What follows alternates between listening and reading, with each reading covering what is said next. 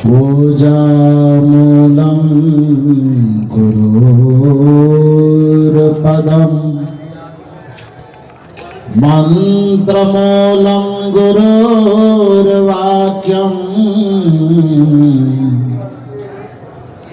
मोक्षमूलं गुरुर्कृपा अनेक जन्म संप्राप्तः कर्मबंध विदाहिने आत्मज्ञान प्रदानेन तस्मै श्री गुरुवे नमः। तस्मै श्री गुरुवे नमः। तस्मै श्री गुरुवे नमः।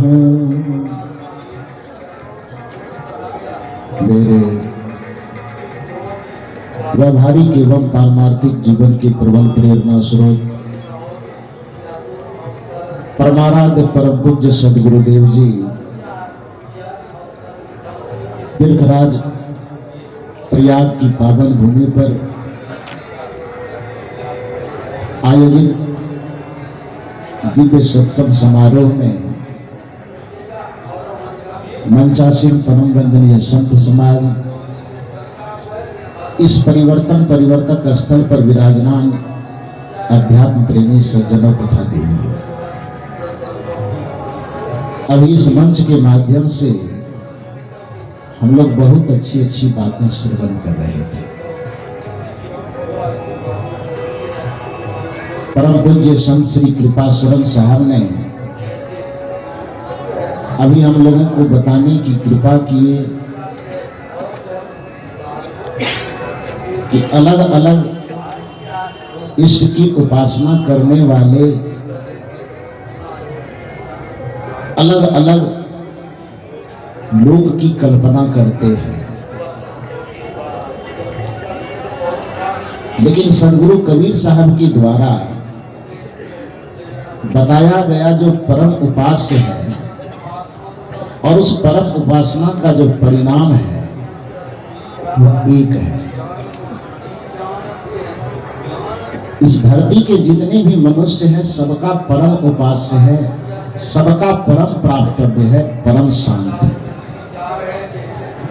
चाहे भगवान कोई माने, पूजा कुछ करे, मंत्र कुछ जपे, सब चीज के अंतिम परिणाम में हम शांति चाहते हैं। किसी भगवान की पूजा करते हैं और मान लीजिए कि वह भगवान हमारे पूजा से प्रसन्न होकर के आ गए और वह भगवान कहे कि वरदान मांगो, कौन सा वरदान मांगते हो, तो क्या कहेंगे? उस भगवान के उपस्थित हो जाने पर भी हम उनसे यही कहेंगे कि प्रभु मुझे शांति चाहिए। उसी शांति को अलग अलग भाषा में कोई निर्वाण कहता है, कोई कल्याण कहता है, कोई परमपद कहता है, कोई परमानंद कहता है, कोई ब्रह्मानंद कहता है, कुछ भी कहे। जो शांति इस मानव मात्र का परम प्राप्तव्य है, उस शांति की प्राप्ति कैसे है? व्याकरण जब कोई शब्द निर्माण करता है, उस शब्द का अर्थ उसके गर्भ में समाहित कर देता है।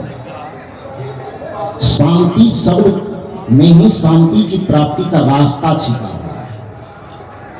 उस शांति शब्द का थोड़ा सा संधि विच्छेद कीजिए तो पता चलेगा। शांति में दो शब्दों का समन्वय, शान जोड़ इति बराबर शांति। शान का मतलब क्या होता है? अभिमान। शान का मतलब क्या होता है? गुमान। शान का मतलब क्या होता है? अहंकार। शान का मतलब क्या होता है? दर्प। शान का मतलब वो क्या होता है? घमंड। किसी विचारक ने बड़ा सुंदर कहा है, मत कर तो अभिमान रे बंदे, झूठी तेरी शान। इस संसार में जो कुछ भी आपके पास उपलब्ध है तन है, धन है, रूप है, जवानी है, पद है, प्रतिष्ठा है, वो सब एक न एक दिन ढल जाने वाला है। उसका शान क्यों करते हैं? यदि हमें लगता है कि इस धरती का सबसे बड़ा धनवान, सबसे बड़ा पदवान, सबसे बड़ा विद्वान, सबसे बड़ा महान हम हैं, इस भजन की एक कड़ी में कहा गया, तेरे जैसे लाखों आए, एक नहीं, दो नहीं, हजार नहीं, लाख नहीं, लाखों अनगिनत, तेरे जैसे लाखों आए, लाखों इस माटी में समाए, रहा न नाम निशान रे बंदे, झूठी तेरी शान, मत कर तू अभिमान रे बंदे, झूठी तेरी शान। तन मिला है, तन का अभिमान, तन का शान झूठा है। धन, पद, प्रतिष्ठा, ऐश्वर्य, संसार के जो भी भोग पदार्थ हमें मिले हैं, उसका अभिमान करना व्यर्थ है। जो शांति हमारे जीवन का परम प्राप्तव्य है, उस शांति का, वैसे तो साधनात्मक जगत में, शास्त्रगत जगत में बहुत सारी व्याख्याएं शांति को प्राप्त करने के लिए की गई है, लेकिन बिल्कुल सरल और सहज भाषा में हम कह सके उसको, तो शान जोड़ इति बराबर शांति। शान का मतलब अभिमान, घमंड होता है, और इति का मतलब क्या होता है?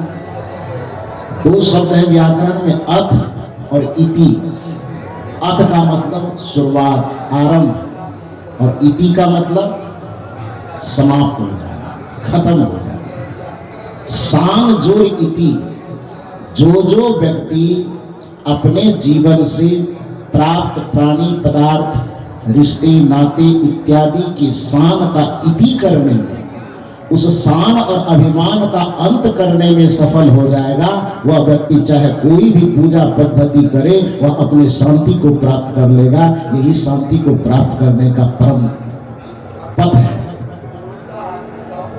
इसलिए भगवान श्री कृष्ण ने गीता में भी कहा कि अहंकारं बलं दर्पं कामं क्रोधं परिग्रहं विमुच्य निर्ममो शांतो ब्रह्म भूयाय कल्पते, कि जो व्यक्ति इस संसार में उपार्जित समस्त ऐश्वर्यों के अभिमान का परित्याग कर सकता है, वही परम शांति में स्थित होकर के, स्वस्वरूप में स्थित होकर के अपने परम लक्ष्य को प्राप्त कर सकता है। इसी बात को सदगुरु कबीर साहब अपनी भाषा में कहते हैं कि आपा तजो हरि भजो, नक्सिक तजो विकार, सब जीवन से निर्वैर रहो, साधु मता है सब। सत्संग में हम आए हैं, गुरु की भक्ति करते, संत की भक्ति करते हैं, बस इसका इतना ही उद्देश्य है कि अपने भीतर के अभिमान का परित्याग करें। और नख से शिखा तक मतलब जीवन में जितने भी प्रकार के विकार हैं, उन समस्त विकारों का परित्याग करें। जब तक हमारे पास जीवन है, संभल करके यही चलना है कि जीवन में किसी विकार का आगमन न हो, और जो विकार पूर्व से है उसको बाहर किया जा सके। परम पूज्य सदगुरु श्री अभिलाष साहब जी की पद तो आप सब लोग जानते, दोहराते भी होंगे। मन में संभल के देखो, 2 दिन की जिंदगी है, यह ओस का बबूला तन ठहरता नहीं है। इसी भजन में एक कड़ी आती है, वह कड़ी क्या है? 2 दिन की जिंदगी में मत दाग तू लगाना।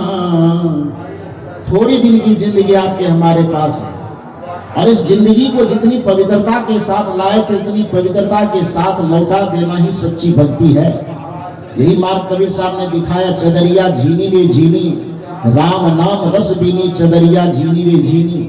और इस जीवन रूपी चादर को प्राप्त करने की सफलता किसमें निहित है? अंतिम कड़ी में कबीर साहब कहते हैं कि ध्रुव प्रहलाद सुदामा ने ओढ़ी, सुखदेव ने निर्मल कीन्ही, और साहब कबीर ने ऐसी ओढ़ी, ज्यों की त्यों धर देनी, चदरिया झीनी रे झीनी। सदगुरु कबीर साहब ने इस जीवन रूपी चादर को अंदर से बेलाग जिया और बाहर से बेदाग जिया। शब्द पर ध्यान दीजिए। जो व्यक्ति अपने अंतर जगत से बेलाग रहेगा, मतलब राग रहित रहेगा, द्वेष रहित रहेगा, वही तो बेलाग रहेगा ना। बेलाग का मतलब बिना लगाव के। जो व्यक्ति अपने जीवन को अंतर जगत से बेलाग रखेगा और बाह्य जगत से बेदाग रखेगा, जिसके चरित्र में कोई लगाव नहीं होगा और कोई दाग नहीं होगा, उसके जीवन में कोई अभिमान आ नहीं सकता, उसके जीवन में शांति सदैव ज्ञात रहेगी। 2 दिन की जिंदगी में मत दाग तू लगाना, मत दाग तू लगाना। बोलिए सद्गुरुदेव की देव की। अब हम लोगों के सामने परम पूज्य श्री साहब जी विराजमान हो गए। थोड़ा सा निवेदन में करो कि 2 दिन की जिंदगी में मत दाग तू लगाना, चलना संभल संभल की माया नगर यही है। इस मायावी नगर में व्यक्ति बहुत तरह से भटकता है। जो चीज नहीं रहने वाला है उसी का अभिमान होता है। अपने स्वरूप का कभी अभिमान व्यक्ति को नहीं होता, अपने स्वरूप का स्वाभिमान होता है। और अपने स्वरूप से जो अलग चीजें हैं, जिसको प्राप्त करके मेरा मन हमेशा चंचल बना रहता है, उस प्राणी और पदार्थ का हमें अभिमान होता है। खास करके इस तन और तन से जुड़े हुए जितने प्राणी पदार्थ परिस्थितियां हैं, उसका हमें अभिमान होता है। और जिसका अभिमान हम करते हैं वो हमारे साथ रहेगा क्या। एक पंक्ति कह करके मैं वाणी को विराम देता हूं। एक प्रसिद्ध संत हुए पथिक साहब, उन्होंने बड़ा सुंदर कहा है कि जहां रह रहे हो निकलना पड़ेगा। जिस संसार का, जिस शरीर का, जिस संबंध का अभिमान करते हो, उसका अभिमान व्यर्थ है, क्योंकि ये माना हुआ कुछ भी तुम्हारे साथ और पास रहने वाला नहीं है। जहां रह रहे हो निकलना पड़ेगा, नहीं चाहने पर भी चलना पड़ेगा। जिसे त्याग कर हाथ, जिसे त्याग कर हाथ मलना पड़ेगा, वहां मन फसाना महामूढ़ता है। सकल संत गुरुजन जो समझा रहे हैं, ये चर्चा भुलाना महामूढ़ता है। बड़े भाग्य से यह अवसर मिला है, निरर्थक बिताना महामूढ़ता है। हमें सदगुरु श्री अभिलाष साहब जी के द्वारा पोषित इन संत गुरुजनों का सानिध्य प्राप्त हुआ है। इस सानिध्य का, इस अवसर का लाभ लेना चाहिए और अपने मन तन के विकारों का परित्याग करते हुए हृदय से अभिमान को सदा सदा के लिए इति कर देना है। और जिस दिन समस्त शान हमारा इति हो जाएगा, उसी दिन हमें शांति की प्राप्ति हो जाएगी। बस इतना ही निवेदन करके मैं अपनी वाणी को विराम दूं।